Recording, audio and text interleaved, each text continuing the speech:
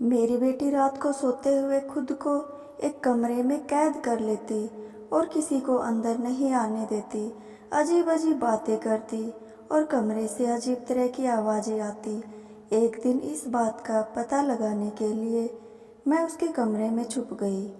एक ऐसी जगह थी जहाँ पर मेरी बेटी, जब उस जगह को मैंने देखा तो मेरी जान निकल गई। मैं अपनी बेटी को बहुत अच्छी तरह से जानती थी। वह मुझसे कभी कुछ नहीं छुपाती थी, पर आजकल उसकी हरकतें बहुत गंभीर हो गई थी। वह मुझसे कुछ छुपा रही थी, कुछ बहुत अजीब, कुछ ऐसा जिसके बारे में मैं बिल्कुल भी सोच नहीं सकती थी। और फिर एक दिन मुझे पता चल ही गया और वे सब जानकर मेरे कदमों तले से ज़मीन निकल गई। यह एक बहुत मोटिवेशनल कहानी है। इससे आपको बहुत कुछ सीखने को मिलेगा। मेरा नाम अंकिता है। मेरी दो बेटियां हैं। एक का नाम रूही और एक का नाम रीना है। मेरी दोनों बेटियां आपस में बहुत लड़ाई करती थी और हम पति पत्नी में भी कुछ खास ऐसी कोई मोहब्बत नहीं थी। आपस में हम दोनों मियाँ बीवी भी बहुत लड़ा करते थे। इसी वजह से हमें अपने बच्चों की कोई फिक्र भी नहीं करते थे। जब मेरी माँ ने दूसरे से शादी कर ली और कभी इस घर में लौटकर दोबारा नहीं आई, और मैं मेरे पापा भी अपने ही रंग रंगलियों गलियों में खो गए और उनको एक बहुत बड़ी लत लग गई, जो दिन रात नशे में डूब गए और एक दिन इस दुनिया को भी छोड़कर भगवान के प्यारे हो गए। भगवान की हम पर कृपा थी। घर अपनी थी। उस वक्त मेरी छोटी बहन, मेरी बड़ी बहन रूही 17 साल की थी और मैं 11 साल की। उसने घर में ट्यूशन पढ़ाना शुरू किया और किसी तरह घर चलाने लगी। हमने अपने घर का एक हिस्सा किराए पर दे दिया। किराए पर एक बूढ़े अंकल आंटी रहते थे। उनकी कोई औलाद नहीं थी और हमें अपनी औलाद ही समझते थे, और उनके होने से हमें भी अकेलेपन का एहसास नहीं होता था। वह लोग बहुत अच्छे थे। वक्त गुजरने लगा। मेरी बहन अब 26 साल की और मैं 18 साल की हो गई। अब मैं कॉलेज में पढ़ती थी। मेरी बहन जॉब करती थी और हमारे हालात अच्छे हो गए थे। मेरी बहन एक बहुत ही हिम्मत वाली लड़की थी। उसने सब कुछ हिम्मत से संभाला था। एक दिन उसको सोशल मीडिया अकाउंट पर किसी लड़के ने मैसेज किया। एक हैंडसम मैन था। कोई भी लड़की उसकी नज़रअंदाज नहीं कर सकती। वह मेरी बहन से अपनी मोहब्बत का इजहार करने लगा। कहने लगा कि उसको मेरी बहन से एक ही नज़र में मोहब्बत हो गई। मेरी बहन भी आखिर इंसान थी। वह कब तक उसको नज़रअंदाज करती। वह भी उससे बात करने लगी। वह दोनों में दोस्ती और फिर मोहब्बत हो गई। मुझे अपनी बहन पर शक हुआ, पर मुझे उम्मीद नहीं थी कि वह किसी के साथ ऐसे रिश्ते में हो सकती है। पर एक दिन मैंने उसको हंसते हुए किसी से बातें करते हुए सुन लिया। मैंने यही सोचा कि मेरी बहन ने सारी ज़िंदगी सिर्फ दूसरों के बारे में सोचा है। अगर उसको कोई ऐसा मिल गया है जो उसके लिए मोहब्बत करता है, तो उसमें क्या बुराई है। वैसे भी मेरी बहन बहुत समझदार थी। उसे अच्छे और बुरे की पहचान थी। पर अफसोस उस बात का था कि बात सिर्फ मोहब्बत तक नहीं थी। मेरी बहन को मैं बहुत अच्छी तरह जानती थी। वह मुझसे कभी कुछ नहीं छुपाती थी, पर आजकल उसकी हरकतें बहुत मासूका सी थी। वह मुझसे कुछ छुपा रही थी, कुछ बहुत अजीब, कुछ ऐसा जिसके बारे में मैं बिल्कुल भी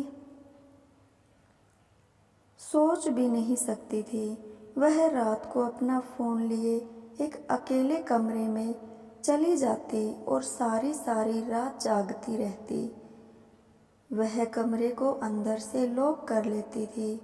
अगर मैं कभी उसकी हालचाल पूछने के खातिर उसको आवाज़ देती या गलती से दरवाजे में चली जाती तो वह मुझे बुरी तरह डांट कर वहाँ से भगा देती थी। उस तरह मेरी बहन ने मुझे कभी नहीं डांटा था।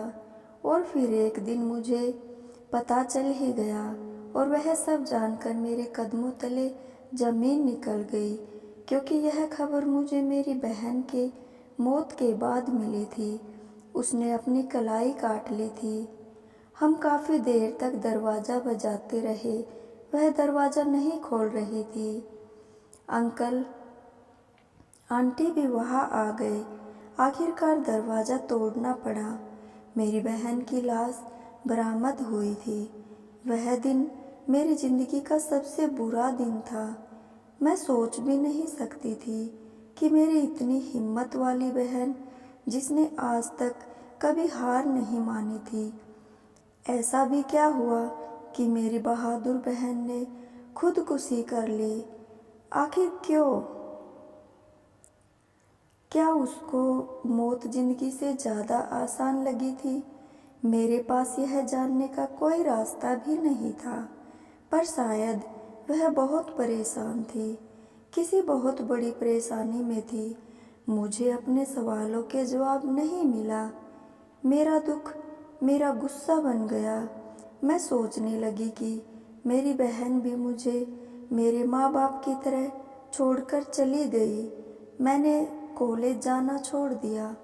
वह आंटी मेरे लिए खाना बनाकर रख जाती थी, मुझे समझाती थी कि अगर आज मेरी बहन जिंदा होती तो वह मुझे इस हाल में देखकर कितनी दुखी हुई होती, पर मुझे किसी की परवाह नहीं थी।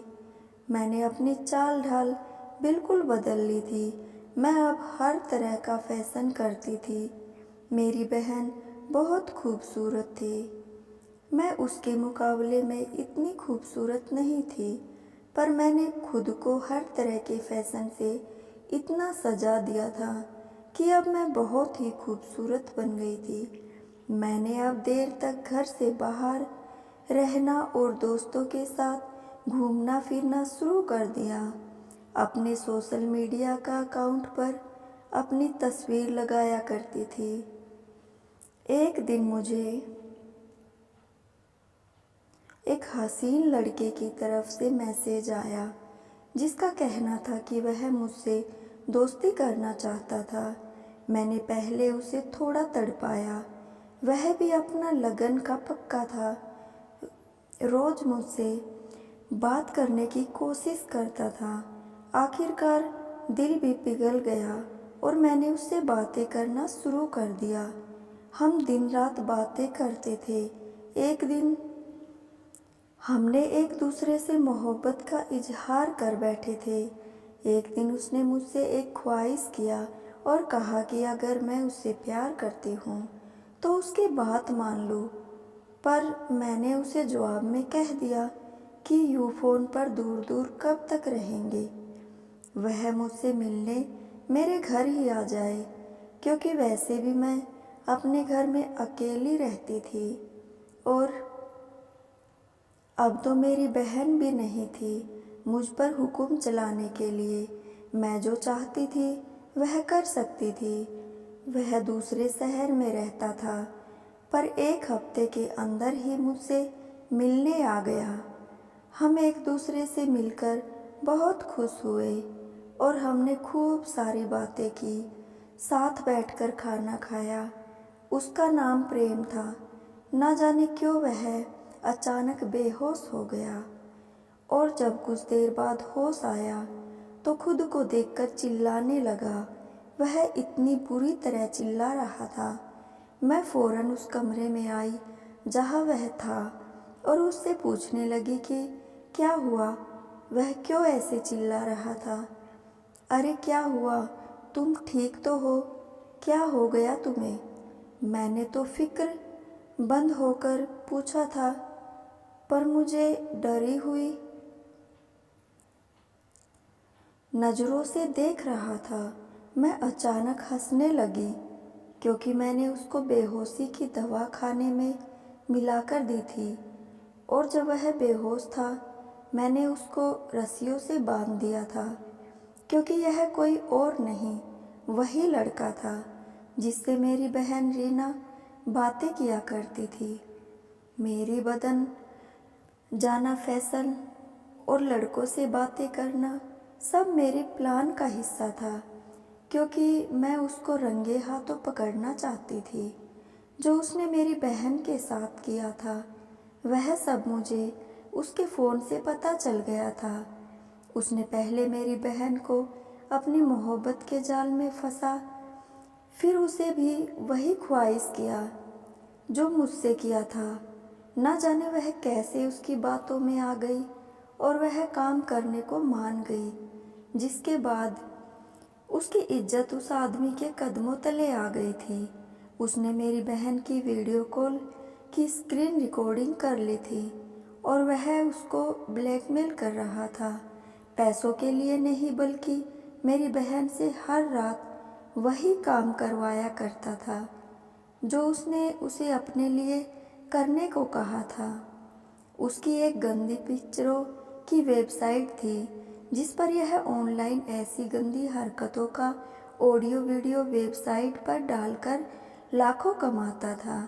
मेरी बहन को भी यही बोलकर ब्लैकमेल कर रहा था कि अगर वह उसके लिए काम नहीं करेगी तो यह उसकी वीडियो को वायरल कर देगा।